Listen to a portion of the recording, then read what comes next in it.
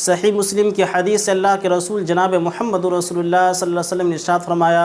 ला तदखुलुल जन्नता हत्ता तुमिनु वला तुमिनु हत्ता तहाबु अवला अदुल्लुकुम अला शैइन इदा फ़अलतुमुहु तहाबबतुम अफ़शुस सलाम बैनकुम,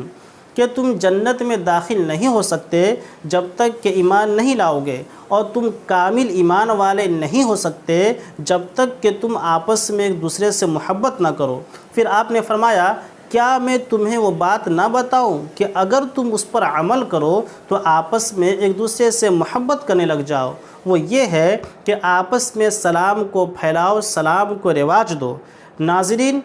मुसलमानों का आपस में सलाम करना ये बाहमी मोहब्बत का बेहतरीन ज़रिया है, और मोमिनों के दरमियान बाहमी मोहब्बत ईमान की अलामत है जो कि जन्नत में दाखिले का